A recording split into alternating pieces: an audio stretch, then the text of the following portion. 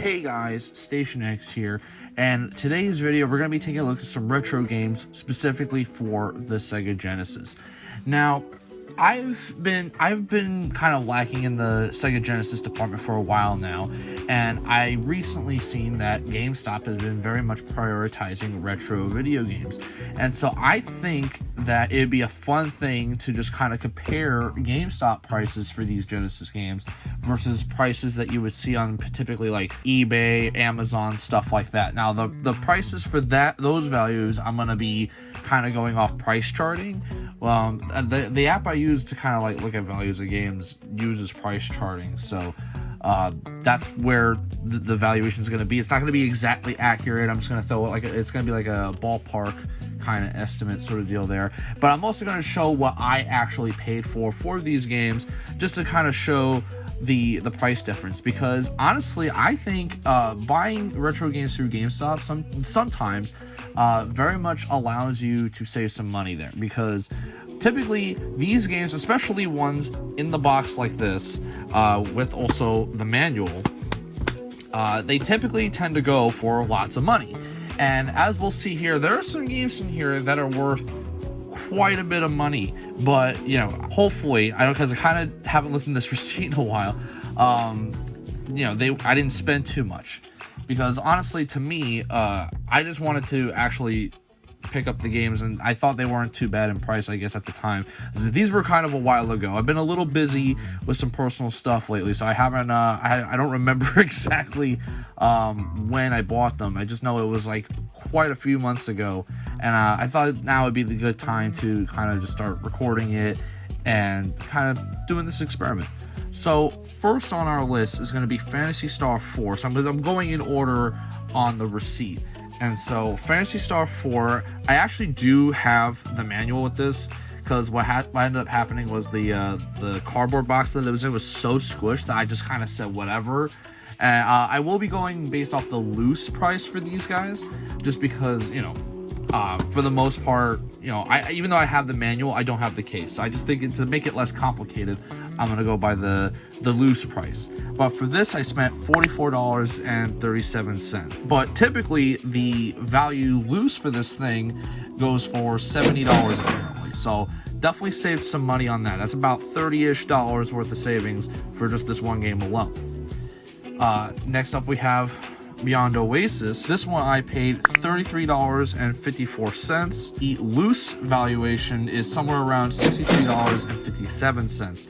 So again, another one where I basically spent half the price of the actual value here. Phantasy Star 2. Now this one actually is pretty complete. I don't know if there's any other stuff, but we're just gonna go like as if it's complete, because we have the case, manual, and other stuff with it. So Phantasy Star 2, I paid $28.33 for this thing. This typically, complete in box, goes for around $90 on price charting. So that is a pretty big difference right there. So I'm gonna be honest, I kind of don't know why GameStop sells them for so low of a price. You would think they would actually try to sell it for what it's worth to make the most amount of money on it.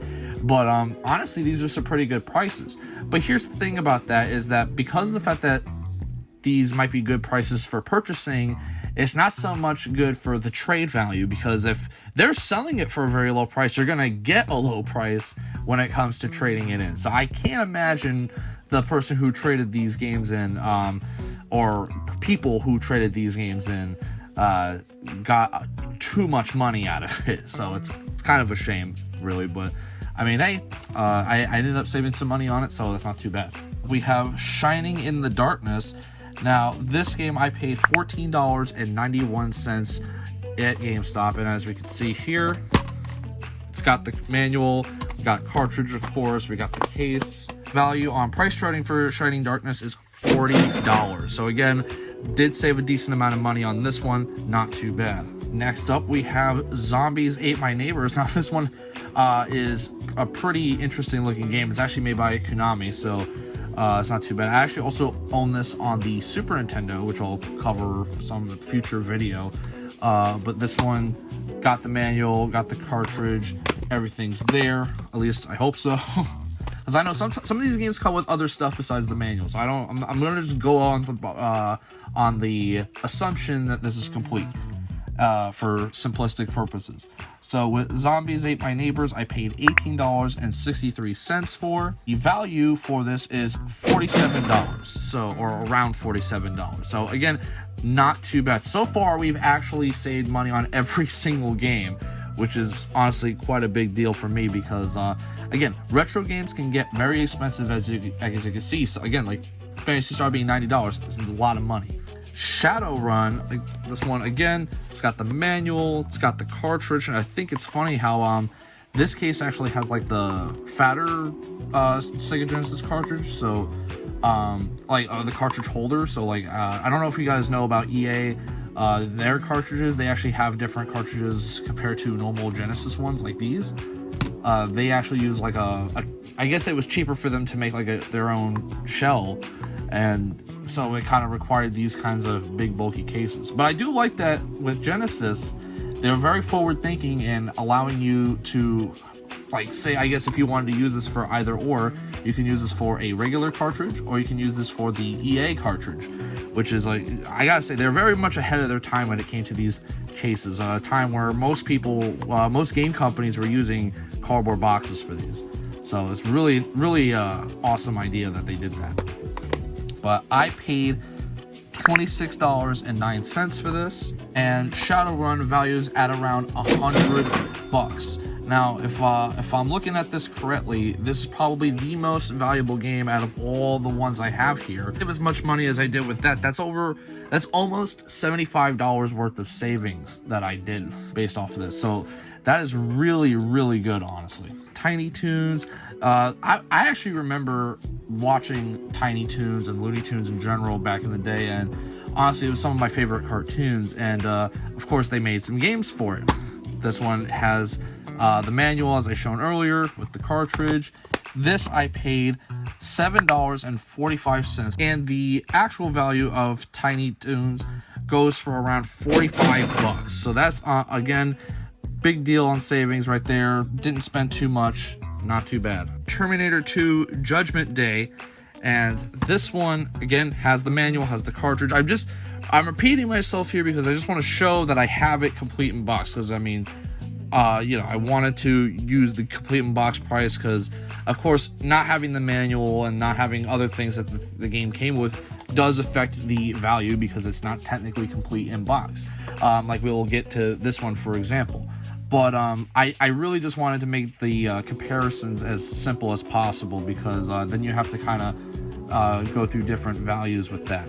But I paid at GameStop $7.45 for this one, and if you were to go on eBay to buy this online, you're possibly going to be spending anywhere around $60.37. So this one's actually, from what I'm seeing here, the lowest valued game out of all the games I have here. So while I still did save a decent amount, still again like 50% off basically on this game, it's not a big chunk of savings like some of the other ones are. So, but again, not too bad. We have Battletoads Double Dragon. Now, I actually didn't even know that this game existed, because I've obviously heard of Double Dragon. I've obviously heard of Battletoads. I mean, I feel like every GameStop employee has heard of Battletoads before, so, if you know, you know.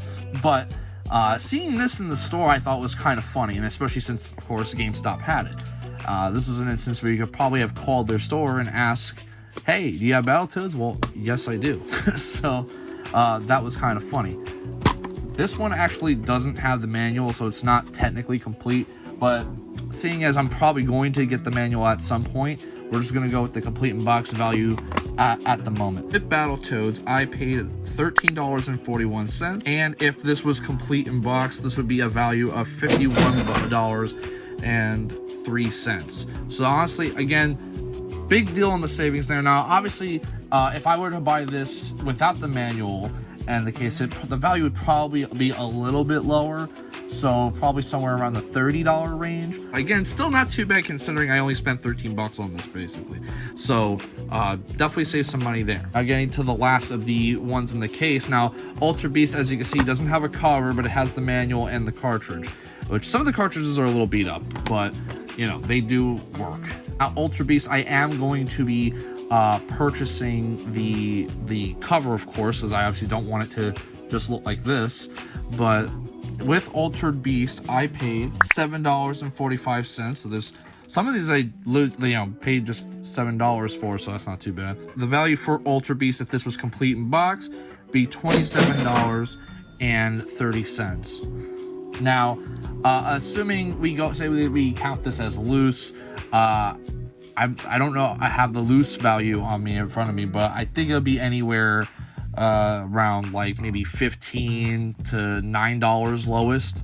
So again, paying $7 still saved a little bit, but maybe not too much compared to if you were to find this loose. But I also did get the manual with this and an actual at least blank Genesis case, so factoring those in, it's still a pretty good savings there. And last but certainly not least, we have Shining Forces.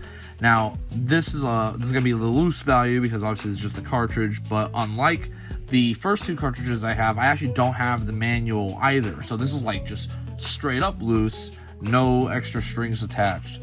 So with this one, I paid a total of $33.54. Now the loose value for Shining Forces is going to be anywhere around $42.37. So with that being said, again, this one not too much, I didn't save too much on this guy, but still lower than what the typical value of this thing would have been.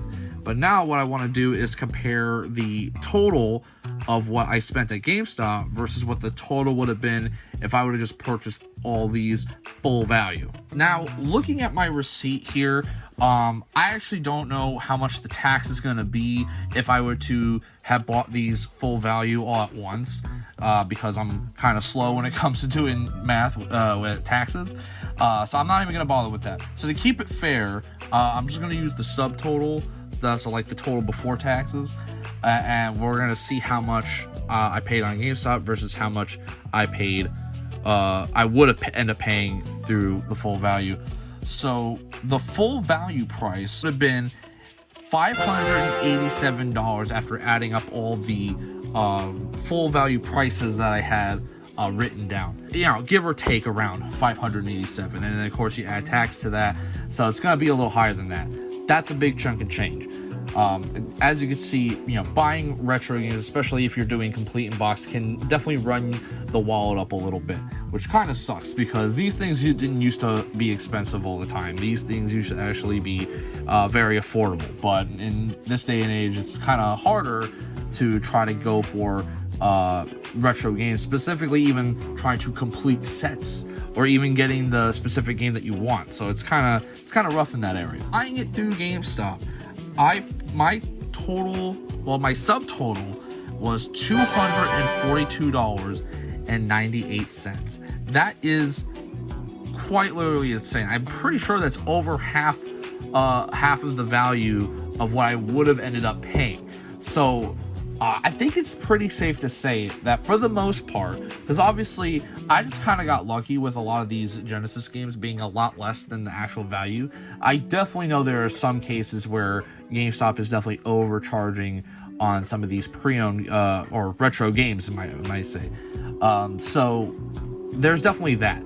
Now, with that being said, I think if you're gonna buy retro games, especially something like a Genesis, Super Nintendo, NES, N64, things like that, like retro GameStops actually carry quite a bit of other stuff like Dreamcast, Sega Saturn, even PS1, PS2, and I mean, while it saddens me to say, they also count PS3, Wii, and 360 as kind of retro as well, which I don't like to, but you know, there's the deal. Oh, and DS and 3DS, those are considered kind of retro now too, which again kind of sucks. It kind of makes me feel old a bit, as I was a kid when these came out. I actually did went out and buy a bunch of Wii games as well, so I'm definitely going to do a similar video to this, but with more a little bit more modern games, to kind of see if it's any different or if it's basically the exact same scenario.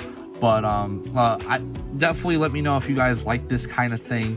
because I thought it was pretty interesting to see if this was if buying retro games through GameStop was worth it at all.